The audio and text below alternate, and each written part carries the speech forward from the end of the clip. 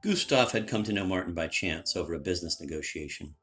He met Irina much later when she was already widowed. They liked each other, but they were shy.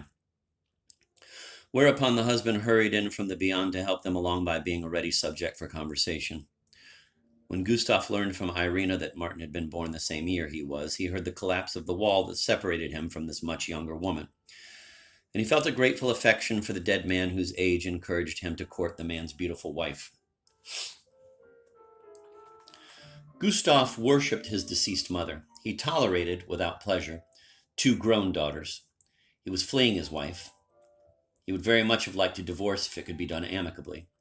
Since that was impossible, he did his best to stay away from Sweden. Like him, Irina had two daughters who were also on the brink of living on their own. For the elder one, Gustav bought a studio apartment, and he arranged to send the younger one to a boarding school in England so that Irina, living alone, could take him in. She was dazzled by his goodness, which everyone saw as the main trait, the most striking, almost unbelievable trait of his character. He charmed women by it. They understood only too late that the goodness was less a weapon of seduction than a weapon of defense. His mother's darling boy, he was incapable of living on his own without women's caretaking. But he tolerated all the less well their demands, their arguments, their tears, and even their too present, too expansive bodies. To keep them around and at the same time avoid them, he would lob great artillery shells of goodness at them. Under cover of the smoke, he would beat his retreat. In the face of his goodness, Irina was at first unsettled, confused. Why was he so kind, so generous, so undemanding? How could she repay him? The only recompense she could figure out was to display her desire. She would set her wide-eyed gaze on him, a gaze that demanded some immense, intoxicating, nameless thing. Her desire, the sad story of her desire. She had never known sexual pleasure before she met Martin. Then she bore a child, moved from Prague to France with a second daughter in her belly, and soon after that Martin was dead. She went through some long, hard years, then forced to take on any sort of work, cleaning houses, caring for a rich paraplegic. And it was a big triumph just to get the chance to do translations from Russian to French. She was glad to have studied languages seriously in Prague. The years rolled by, and on posters, on billboards, on the covers of magazines displayed on the newsstands, women stripped and couples kissed, and men strutted in their underpants, while amid the universal orgy, her own body roamed the streets neglected and invisible.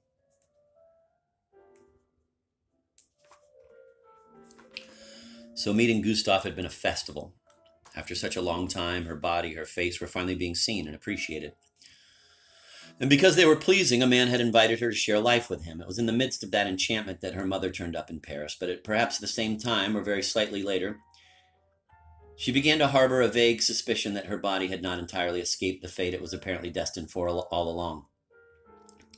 That Gustav, who was fleeing his wife, his women, was looking to her not for an adventure, a new youth, a freedom of the senses, but for a rest. Let's not exaggerate.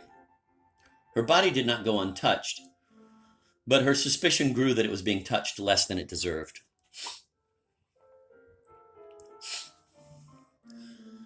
Europe's communism burned out exactly 200 years after the French Revolution took fire. For Irina's Parisian friend Sylvie, that was a coincidence loaded with meaning. But with what meaning? What name could be given to the triumphal arch spanning those two majestic dates? The arch of the two greatest European revolutions? Or the arch connecting the greatest revolution with the final restoration? For the sake of avoiding ideological argument, I propose that we adopt a more modest interpretation. The first date gave birth to a great European character, the émigré, either the great traitor or the great victim, according to one's outlook. The second date took the émigré off the set of the history of the Europeans. With that, the great movie maker of the collective unconscious finished off one of his most original productions, The Immigration Dream Show. And it was at this moment that Irina first returned to Prague for a few days. When she set out, it was very cold, and then after she'd been there 3 days, summer arrived suddenly, unexpectedly, unseasonably. Her thick suit became unwearable. Having packed nothing for warmer weather, she went to a shop to buy a summer dress. The country was not yet overflowing with merchandise from the West, and all she found was the same fabrics, the same colors, the same styles she had known during the communist period. She tried on 2 or 3 dresses and was uncomfortable. Hard to say why. They weren't ugly, their cut wasn't bad, but they reminded her of her distant past, the sartorial austerity of her youth. They looked naive, provincial, inelegant, fit for a country school teacher. But she was in a hurry. Why, after all, shouldn't she look like a country school teacher for a few days? She bought the dress for a ridiculous price, kept it on, and with her winter suit in the bag, stepped out into the hot street. Then, walking by a big department store, she unexpectedly passed a wall covered with an enormous mirror, and she was stunned.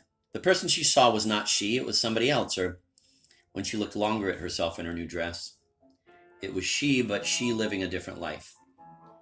The life she would have lived if she had stayed in Prague. This woman was not dislikable. She was even touching, but a little too touching.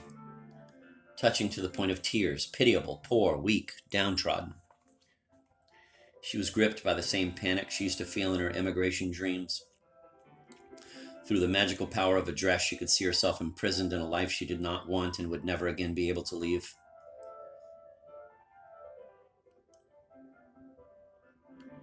As if long ago, at the start of her adult life, she had had a choice among several possible lives and had ended up choosing the one that took her to France. And as if those other lives, rejected and abandoned, were still lying in wait for her and were jealously watching for her from their lairs. One of them had now snatched Irina and bound her into her new dress as if into a straitjacket.